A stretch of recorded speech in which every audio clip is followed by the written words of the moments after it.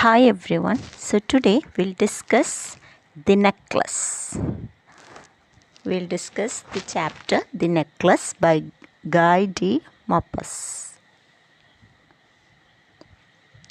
So the necklace is a story about a young beautiful lady named Matilda. So what happened to her? She was a pretty young lady, but she was not satisfied with what she had. She wanted to live a luxurious, rich life, but she was married to an ordinary clerk. So we'll see what happened in her life. The necklace. She was one of those pretty young ladies born as if through an error of destiny into a family of clerks. She had no dowry, no hopes, no means of becoming known, loved, and married by a man either rich or distinguished. And she allowed herself to marry a petty clerk in the office of the Board of Education. She was simple, but she was unhappy. So, our heroine, Matilda, she was a pretty young lady. She was such a beautiful lady, but she was born to the family of clerk, as if it was a mistake of her fate. Actually, with her beauty and all this, she wished to have a rich family, but she was born to a poor clerk family, and she was not given any dowry, and there was no chance for her to become famous or loved by and married by a man who was rich and distinguished. But what happened? She was married to a clerk in the office of the Board of Education. She had a simple life. She was simple, but she was unhappy. She was not satisfied with what she had as the wife of the clerk. She suffered incessantly, feeling herself born for all delicacies and luxuries. She suffered from the poverty of her apartment, the shabby walls and the worn chairs. All these things tortured her and angered her. So she was not satisfied with the life she was having. She was continuously suffering from this feeling that she wanted a rich, porous life, but she was in a small apartment, and everything was not as she expected. So seeing all this, she was feeling bad every time, and so she was always unhappy. When she seated herself for dinner opposite her husband, who uncovered the terrain with a delighted air, saying, "Oh, the good pot pie! I know nothing better than that." She would think of elegant dinners of shining silver. She thought of the exquisite food served in marvelous dishes. She had neither frocks nor jewels, nothing, and she loved only those things. So while she was eating dinner with her husband, her husband was satisfied with what he had. So he was excited about the dinner, but Matilda was not at all happy. She wanted rich dinners, silver utensils, not having any good dress or jewels. So she wanted all these things. She loved to have costly utensils, rich dinners, and jewels, frocks, all those things, but she was not having any of this, and she was angry and sad and unhappy of her life. She had a rich friend, a schoolmate at the convent, who she did not like to visit. She suffered so much when she returned. She wept for whole days from despair and disappointment. One evening, her husband returned elated, bearing in his hand a large envelope. "Here," he said, "here is something for you." So So she had a rich friend, her schoolmate with whom she studied in a convent school. So she was a rich friend. So Matilda doesn't like to visit her. So because she was living in such a luxurious life. So after seeing that, after visiting her, she would come back and she would cry of her hopelessness and disappointment. So she was not happy with her friend's life. And one evening her husband came back very happy, and he was having an envelope with him. And he said, here is something for you. And her husband handed that envelope happily to Matilda. She quickly drew out a printed card on which were inscribed these words: "The Minister of Public Instruction and Madame George Rapone ask the honor of Mr. and Madame Loisel's company, Monday evening, June 18th, at the minister's residence." So when she opened the envelope, she found that it was an invitation from the Ministry of Public Instruction for a party on 18th January. Instead of being delighted as her husband had hoped, she threw the invitation spitefully upon the table, murmuring, "What do you suppose I want with that?" So, after reading that invitation, her husband thought she would be very happy. But instead of being happy, she just threw the invitation on the table and she was murmuring. She whispered, "What do you suppose I want with that?" "But, my dearie, I thought it would make you happy. You never go out, and this is an occasion, and a fine one.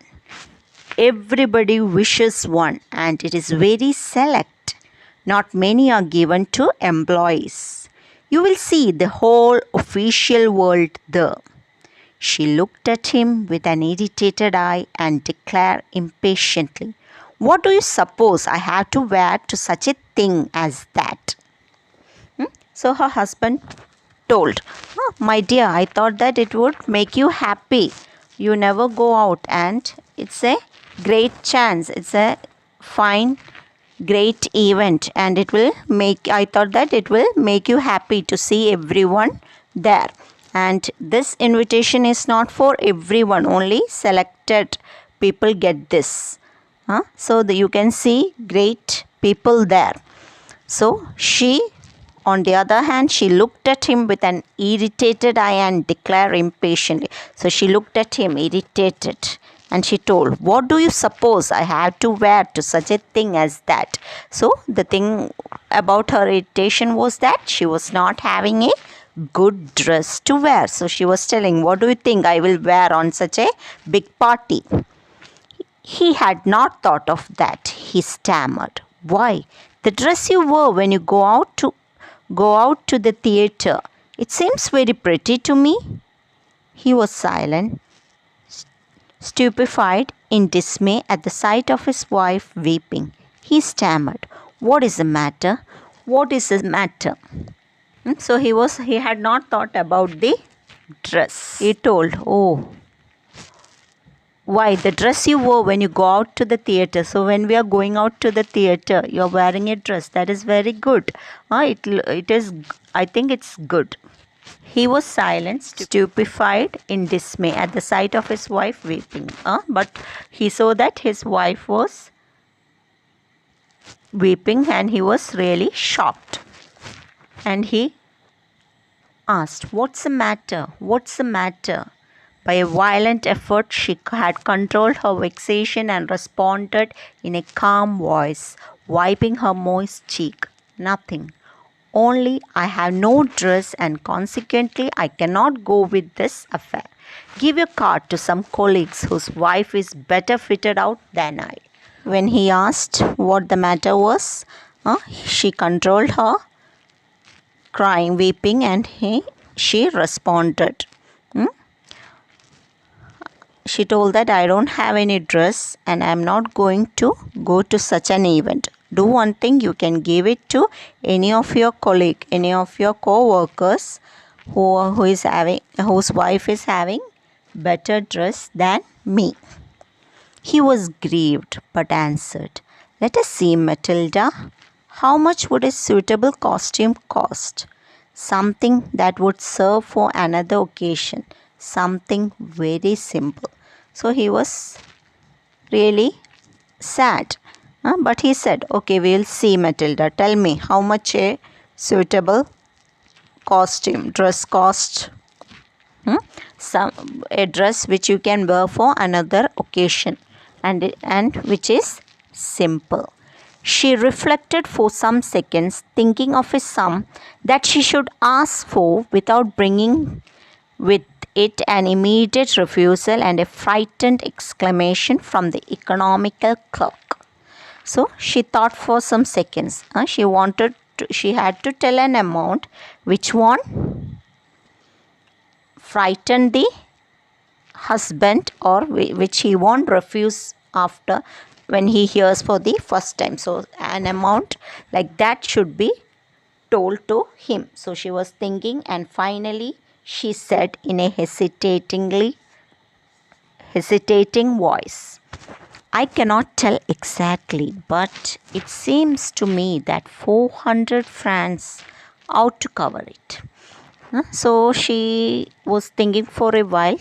She had to tell an amount which is not that much huge, so that the husband would, as soon as he hears, he will tell no, or it should not frighten him. So after thinking a lot, hesitatingly, she said, "I don't think exactly, but I think 400 francs is fine." He turned a little pale, for he had saved just this sum to buy a gun that he might be able to join some hunting parties the next summer with some friends who went to shoot larks on Sunday. So when he heard about 400 francs, he turned pale. He got nervous because 400 francs was there with him. He had saved it to buy a gun, shooting gun, for going for hunting party with his friends. So the money he had been saving for a long time. So she asked the exact amount what he was having, 400 francs. "Nevertheless," he answered, "very well, I will give you 400 francs, but try to have a pretty dress." And at last he told, "Okay, I'll give you 400, but try to get a pretty dress for that." The day of the ball approached, and Madame Loisel seemed sad, disturbed, and anxious. Nevertheless, her dress was nearly ready. Her husband said to her one evening, "What is the matter with you? You have acted strangely for 2 or 3 days." And she responded, "I am vexed not to have a jewel, nothing to adorn myself with. I shall have such a poverty-stricken look. I would prefer not to go to this party." So the day was coming. The day was near, and Madame Loisel, she seems to be sad, disturbed, and anxious. Her dress was nearly ready, but she was not happy. So her husband asked, "What happened? What happened to you? 2-3 days you have been acting strangely. What is the problem?" And she said, what was the next demand? What was the next problem? She told that she was not having any jewel to adorn her, to decorate her. She was not having any jewel. So that is the reason why she was sad. It will give me a poverty look, and I don't like to go to the party. He replied, "You can wear some natural flowers in this season. They look very chic." So the husband told, Mr. Loisel told that, okay, do one thing, you can wear flower jewels. It will be very good and it will look good. She was not convinced. "No," she replied. "There is nothing more humiliating than to have a shabby air in the midst of rich women." Then her husband cried out, "How stupid we are! Go and find your friend, Madame Forster, and ask her to lend you her jewels." So she told that, no, that won't look good. All the ladies will be in rich attire and they will be having jewels, everything, and if I go like that, it will not be good. So I'm not coming. So that time, Mr. Loisel, he thought about her friend, Mrs. Forster, with whom she had studied in the convent school. So he said, "Oh, we have been foolish. We have not thought about her. You could go to her and ask to lend some jewels." She uttered a cry of joy. "It's true," she said. "I had not thought of that." The next day, she took herself to her friend's house and related the story of distress. Madame Forster went to her closet, took out a large jewel case, brought it, opened it, and said, "Choose, my dear." So, when she heard about the new idea, she was happy. "It's true," she said. "I had not thought of that. I didn't think about this." So the next day, she went to her friend's house and she told about her matter. She told about her sorrow. And Mr. Forster, she went to the closet, opened, and she took a large jewel case, brought it and opened it, and told Matilda to choose anything she liked. She saw at first some bracelets, then a collar of pearls, then a Venetian cross of gold and jewels of admirable workmanship. She tried the jewels before the glass, hesitated, but could neither decide to take them nor leave them. Then she asked, "Have you nothing more?" So she she looked at the jewel case. There were some bracelets, some pearls, many jewels, many things were there. So she tried one or two, but she was not able to decide to take it or leave them. After that, she asked, "Don't you have anything more?" "Why, yes, look for yourself. I do not know what will please you." Suddenly she discovered in a black satin box a superb necklace of diamonds. Her hands trembled as she took it out. She placed it about her throat against her dress and was ecstatic. Then she asked in a hesitating voice full of anxiety, "Could you lend me this? Only this?" "Why, yes, certainly." So, when Matilda asked for something more, Miss Forster said, "Oh, yes, there is. Look for yourself. I do not know which you will like." So, while she was searching, she saw a black satin box. So, in that satin box, there was a superb diamond necklace. So, when she was taking that necklace, her hands were trembling, was shaking. She placed it and she saw herself, how it looks. And she was really very happy. And she asked, in a hesitating voice, she asked, "Could you lend me this? Only this." And she told her, "Can you give me this? I only need this." So Mrs. Forster said, "Why, yes, certainly, you can have it." So she told, "Okay, you can take it." She fell upon the neck of her friend, embraced her with passion, then went away with her treasure. So she was very much happy. She hugged her and she went away with the diamond necklace. The day of the ball arrived. Madame Loisel was a great success.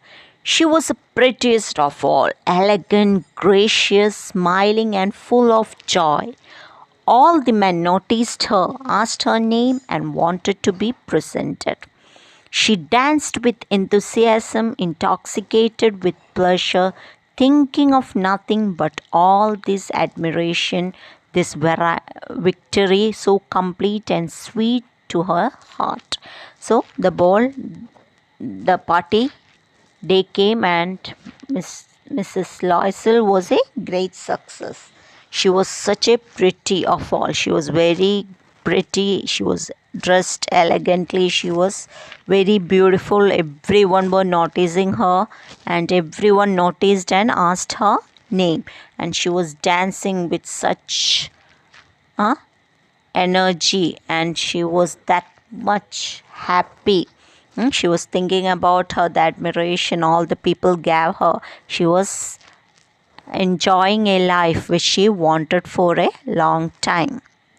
She went home towards 4 o'clock in the morning. Her husband had been half asleep in one of the little salons since midnight, with 3 other gentlemen whose wives were enjoying themselves very much. He threw around her shoulders the modest wraps they had carried, whose poverty clashed with the elegance of the bold costume. She wished to hurry away in order not to be noticed by the other women who were wrapping themselves in rich furs. So it was nearly 4 o'clock in the early morning when she was coming home. So she went to her husband. Her husband was sleeping in a small salon with 3 other gentlemen. So all the wives were enjoying themselves, and some of the men were sleeping. So the husband was also sleeping, and she went. So he wrapped her with the wrap which they were having, and it was not that much elegant thing or new one. So she was ashamed of wrapping with that poor wrap. So all the others will be having their rich fur wraps, and she will be with that old one. So she hurried away quickly. Loisel detained her. "Wait," said he, "I'm going to call a cab." So while she was moving in a hurry, her husband told, "Wait there, I am going to call a taxi." But she would not listen and descended the steps rapidly. When they were in the street, they found no carriage, and they began to seek for one, hailing the coachman whom they saw at a distance.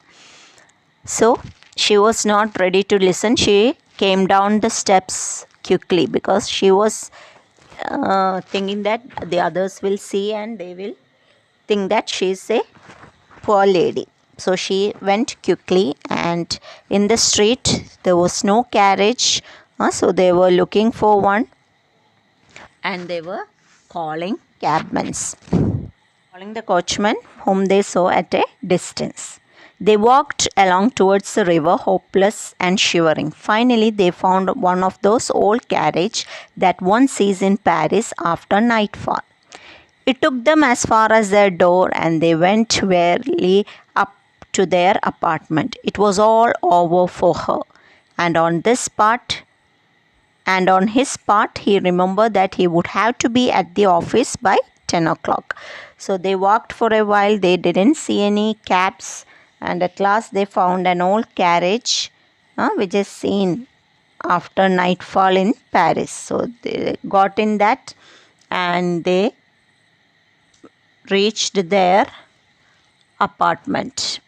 So for her, now everything is over. She was having such a good time, and for him, he remembered that he had to be at the office at 10 o'clock early morning.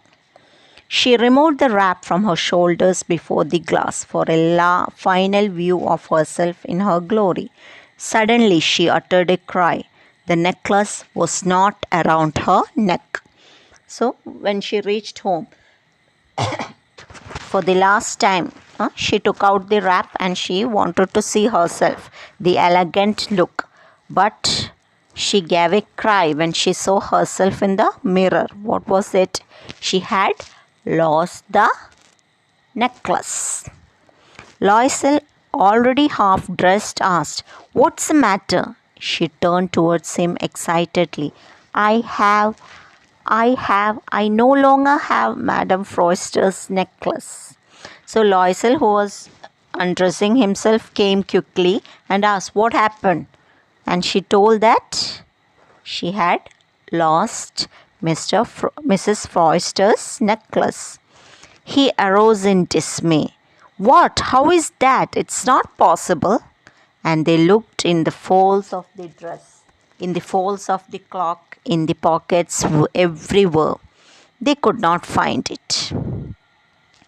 He asked, "You're sure you still had it when we left the minister's house?" So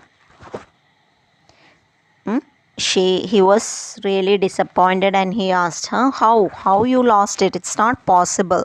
And they looked in the folds of the dress, in the wrap, everywhere. They were searching in the pockets, everywhere, but they could not find the necklace. So he asked, "You're sure that you were having it when you left the minister's house?" "Yes, I felt it as we came out. But if you had lost it in the street, we should have heard it fall. It must be in the cab."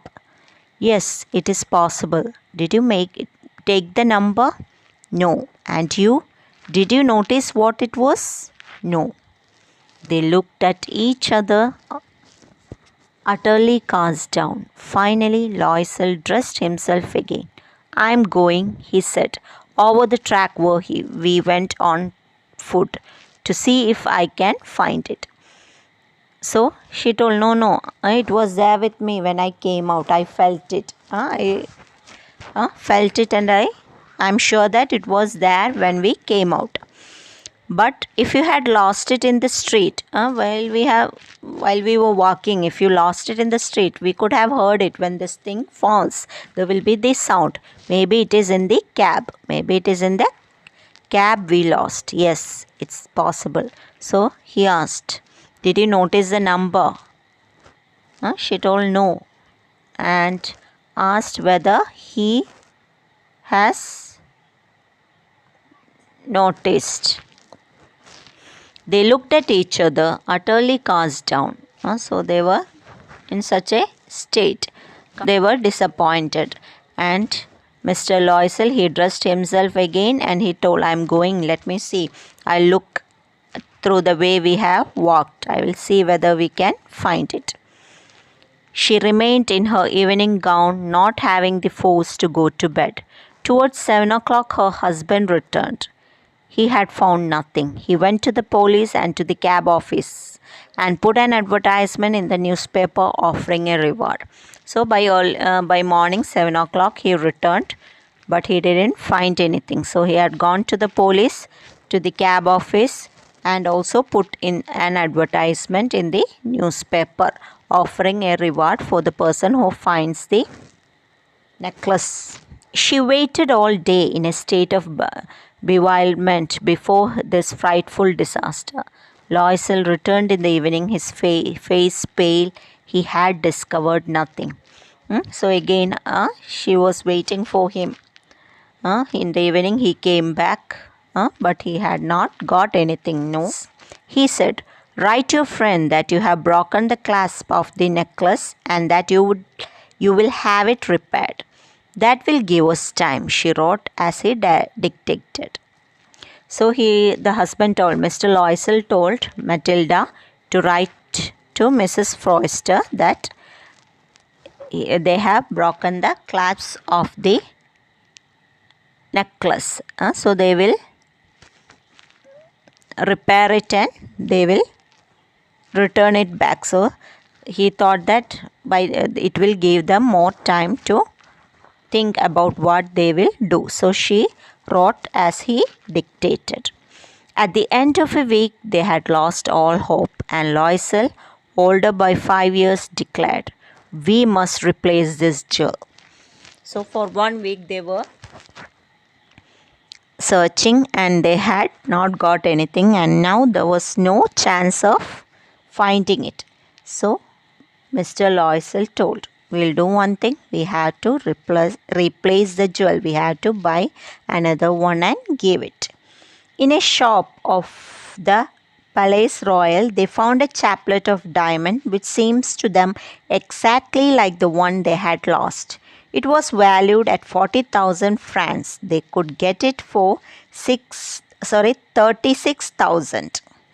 So they saw the same diamond in a shop. And they asked for the rate, and it was nearly 40,000. And the shopkeeper told that they will give it at for 36,000. Loisel possessed 18,000 francs which his father had left him. He borrowed the rest. He made ruinous promises, took money from the usherers and the whole race of lenders. Then he went to get the new necklace, depositing on the merchant's counter 36,000 francs. So Loisel was having 18,000 francs which his father had given him, which his father had left. He was having 18,000. So the remaining he asked from money lenders, lot of money lenders for high interest. He lended money from everyone, and he collected the money and he gave it to the shopkeeper and took the necklace. When Miss Loisel took back the jewel to Madame Forster, the latter said to her in a frigid tone, "You should have returned them to me sooner, for I might have needed them." So, got the necklace, and Mrs. Loisel, she took it to Mrs. Forster, and she told that, "Oh, you could have returned it to me earlier. I would have wanted it." Madame Forster did not open the jewel box as Madame Loisel feared she would. What would she think if she would perceive the substitution? What should she say? Would she take her for a robber? So Mrs. Forster, she didn't open the jewel box. Mrs. Loisel thought that she would open, but she didn't open. And she was thinking what she would think if she found that it was a substitute, not the same thing. She would think that I have stole it. Madame Loisel now knew the horrible life of necessity. She did her part, however, completely heroically. It was necessary to pay this frightful debt. She would pay it. They sent away the maid. They changed their lodging. They rented some rooms in an attic. So now the life was changed. She was having such a satisfied life, but now her life changed. Because they had to repay the debt. They had to repay it. So for that she also did her part. They sent the maid away. The servant was sent away. They changed their apartment. They rented some cheap rooms in an attic.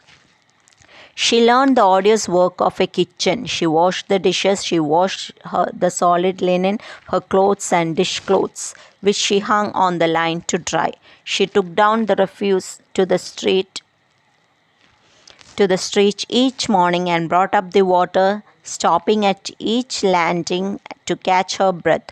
And, clothed like a woman of people, she went to the grocers, the butchers, the fruiterers, with her basket on her arms, shopping, hanging to the last sou of her miserable money.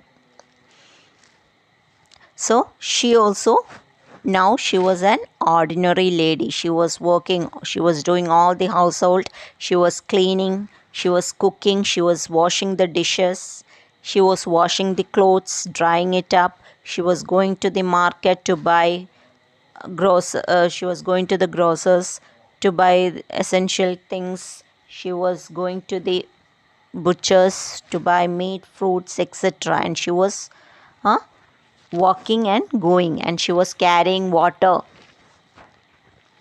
to her home. So all like an ordinary lady, she was doing all the work. But first she was having such a comfortable life and she was not happy with it. But now she was having a miserable life. The husband worked evenings, putting the books of some merchants in order. The night he often did and nights he often did copying at 5 so a page, and this life lasted for 10 years. At the end of 10 years, they had resorted all. For 10 years, they have been having a life like this, and the husband, Mr. Loisel, was also having many works. He was doing several jobs because they had to repay it. And she was also doing her best. There was no servant, so she was doing all the work. She was washing clothes, washing dishes, buying things, and that also bargaining. She was bargaining and buying things like an ordinary lady. So it took them 10 years. For 10 years, they were living a life, a miserable life like this. And after 10 years, they could repay all the loans and be freed from the loan. Madame Loisel seemed old now. She had become a strong, hard woman, the crude woman of the poor household. Her hair badly dressed, her skirts airy, her hands red. She spoke in a loud tone and washed the floor with large pails of water. But sometimes, when her husband was at the office, she would seat herself before the window and think of that evening party of former times, of that ball where she was so beautiful and so flattered. So by this time, for 10 years, they were living such a miserable life. Mrs. Loisel has turned old, and she had become a ordinary lady, strong, hard woman who was talking in a loud voice, not having pretty hair, not doing the hair pretty, everything. She was her dressing, everything was like an ordinary lady who is doing all the house chores. And she used to at times she used to think about the ball, how elegant she was looking when her husband was at work. How would it have been if she had not lost the necklace? Who knows? How singular is life and how full of changes. How small a thing will ruin or save one. So she would think about the ball, how beautiful she was and how she was admired by everyone. And she would think, what would happen if she had not lost the necklace? She would have been living the old life. Who knows? How a small thing can ruin and save one's life. Now a small thing like a necklace have ruined their life. One Sunday, as she was taking a walk in the Champs-Elysees to rid herself of the cares of the week, she suddenly perceived a woman walking with a child. It was Madame Forster, still young, still pretty, still attractive. Madame Loisel was affected. Should she speak to her? Yes, certainly. And now that she had paid, she would tell her all. Why not? So one Sunday, she was walking to relax herself from the burden of the work. So while she was walking, she saw a lady. Who was it? It was Mrs. Forster. She was walking with her child. Mrs. Forster was still young, pretty and attractive. So she thought, should I talk to her or should I not? Then she thought, why should I not talk? I had prayed her. I have given her the necklace. Now I can tell her. She approached her. Good morning, Jean. Her friend did not recognize her and was astonished to be so familiarly addressed by this common personage. She stammered, but madam, I do not know. You must be mistaken. So she went and told, good morning, Jean.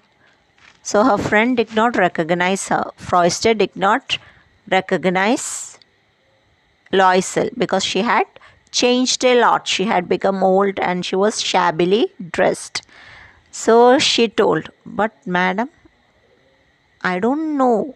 I think I don't know you. Maybe it's a mistake." "No, I'm Matilda Loisel." Her friend uttered a cry of astonishment. "Oh, my poor Matilda, how you have changed." So Loisel told, "No, I'm Matilda Loisel." So Mrs. Forster, she was astonished, surprised by the pitiful condition of Loisel. She told, "Matilda, how you have changed." "Yes, I have had some hard times since I saw you, and some miserable ones, and all because of you." So she told, "Yes, I have some hard times. I had hard times in my life, and it was when I saw you, and some miserable ones, and it is all because of you. My life changed. The reason was you." "Because of me? How is that?" So Mr. Forster, she told, "Because of me you have become like this. You recall the diamond necklace that you loaned me to wear to the minister's ball?" So Matilda told, "Do you remember you gave me one diamond necklace to wear for the minister's ball?" "Yes, very well, yeah, I remember." "Well, I lost it." "Yes, but I lost it." "How is that, since you returned it to me?" "How that is possible? You returned to me the diamond necklace." "I returned another to you exactly like it, and it has taken us 10 years to pay for it. You can understand that it was not easy for us who have nothing, but it is finished, and I am decently content." So she told that, "I returned to you another one which was exactly similar, and it took 10 years for us to pay for it." We had a loan and it took 10 years to pay for it. You know that we are not having such a rich life, so it was not possible for us. But now it is over and I am happy. Miss Forster stopped short. She said, "You say that you bought a diamond necklace to replace mine?" So she stopped and she told, you are telling me that you brought me a diamond necklace to replace mine?" "Yes, you did not perceive it then. They were just as alike." So Matilda told, "Okay, you didn't understand. They were really similar. I brought another one." And she smiled with proud and simple joy. Madame Forster was touched and took both her hands as she replied, "Oh, my poor Matilda, mine were false. They were not worth over 500 francs." Mrs. Forster was really upset. She took both Matilda's hands and told, "My dear, my necklace was not diamond. It was fake. It was imitation. They were no, there were. It was only nearly 500 francs. It was not that much costly. It was a imitation, not exact diamond." So that's the story, the necklace. So because of Matilda's greed, dissatisfaction and jealousy, she was not happy. She was selfish. She was not contented with what she had. She longed for a luxurious, rich life, and her selfishness cost her all this.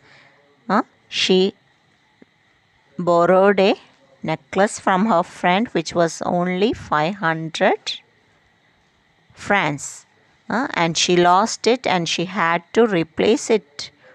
So how a comfortable life of Matilda, because of her selfishness, dissatisfaction, she was not satisfied with what she had. Because of all this, her comfort life come to an end and she had to live a miserable life. So that's the story, the necklace. Hope it's all clear for you. Thank you.